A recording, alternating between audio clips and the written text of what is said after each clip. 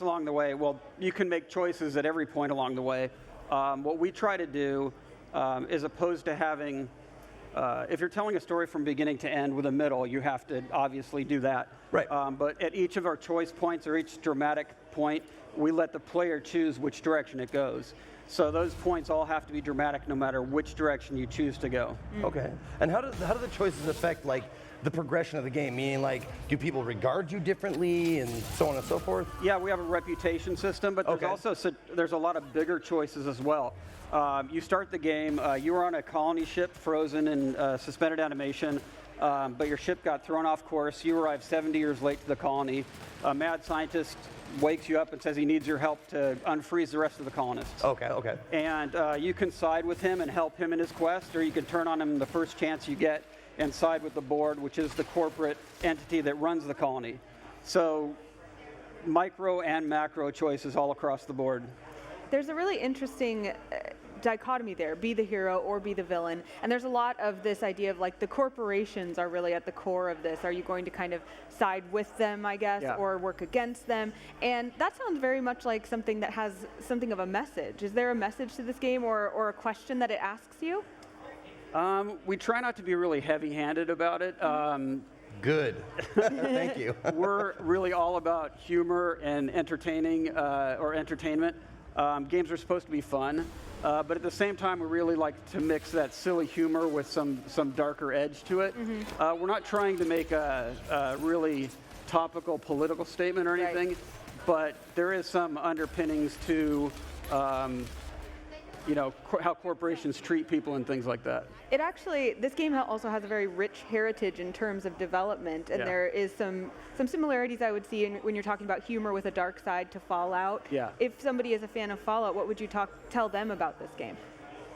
Well, me and Tim were two of the original creators of Fallout, so it has a lot of that DNA in it. When we started Fallout, it was us and a couple of other people, and we were basically weirdly given, a bag of money, I always say, but a very small bag of money. Go make your game and don't bother anybody. And you very rarely get that choice. And Fallout was what came out of that. And this was kind of a similar situation. Obsidian approached, Tim was already working there, I was working at Blizzard. Obsidian talked to us about doing this game. And once again, it was like, we want you guys to make another one of your games. So when me and Tim get together and make a game, this is kind of what's going to come out of that. Right. I mean, I didn't want to say anything about Fallout, but everybody's thinking that, like, because it's a very, very lauded and beloved game. Yeah. By me personally, it's my favorite of the series. But like, a lot of people wanted to know, like, what are you guys doing that's new? Will we see like all this kind of stuff that will give us some sort of not nostalgia, but like a throwback, like to the feeling that it gave us, the first game gave us. Go ahead. Go ahead. Oh, I was just going to say, I think that's where that dark humor comes in. Tim has a very silly kind of sense of humor. I'm a little bit more on the dark side. So we call that our special sauce, where we kind of like balance each other out and ladle that all over the surface of the game. Okay, that's got to go on the box. It's like there's special sauce all over this game. We're ladling lots of special sauce. People want to know just a little bit more like the nuts and bolts of the game, ability trees, customization, that kind of stuff. Can you go into that a little bit? Sure. We're not talking too much about character customization and how you do character creation, but it's everything you want from an RPG in terms of that stuff. We've given you the tools to make any character you want, like I said before. There's a lot of different ways to play the game. There's a new thing called leadership, which means that if you take a lot of skills, put a lot of your skill points into inspiration and determination, which make up leadership, your companions get even better. They can become almost unstoppable, and it's almost like you're commanding or in charge of a squad, sending them in to clean people up. And my latest playthrough, I'm doing a talking character with my companions doing all of the heavy lifting. See, I always do that. I'm always like, whatever charisma stat it is, I always pump that up because I want dialogue choices. Yeah, well, I'm heavily involved in the writing and story, so of course I always lean towards that. But even then, I was like, oh, my companions are having too much fun. I had to put some points into my long guns. Sure, yeah, exactly, sure. Is it, okay, I see it's first person. Is it first person only, or? Yeah, it's first person only. You'll see your character in third person in the inventory. Sure. And if you don't touch the controller for a while, it'll kind of circle around. But you don't play in third person at all. Okay. Now, do you play as a protagonist, or do you start by like creating a character? Oh, you start by creating a character. Like Okay. I said, he rescues you from the ship. You've been in suspended animation. As you're doing character creation, it's basically the conceit is that he's going through the crew manifest and picking who he wants to rescue Okay. to help him on his quest. And like I said, you can turn on him almost immediately, but that's the start of the game, is that he's trying to recruit you to do his quest. See, that's one of my favorite things about games that are like choices are open. You can do a lot of stuff. Is immediately you can kill like the main quest giver, like Yeah. to start with, and just be like, now what do I do? And just like Yeah. and just wander around and find other shit to do.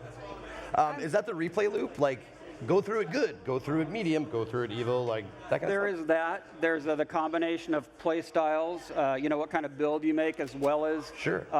you know, what your morality is going to be. A lot of people are playing the game internally and turning around immediately and playing another build. Like they're 3/4 of the way through, they start talking about what they want to play the next time around. I do that every time. I've got like 3 characters started on games like that. It's like I'll get like 3 hours in and then start a new one and stuff like that. It's awesome. But it's always a good sign when the developers are doing that, because Right. Yeah. a lot of times they're just sick of the game and they can't look at it anymore. Yeah. You had I'm curious. We know we're in a sci-fi space world, Yeah. and I think I saw a date that was somewhere in like 2300, Yes. right? So tell us a little bit about where we exist in time and place, and what kind of lore I'm going to expect. Well, this is an alternate history kind of universe. It split off sometime in the early 20th century. So the robber barons era kind of never really ended. Ah. So it throws back a lot in terms of that, in terms of not only lore, but really feel and artistic touches like Art Nouveau.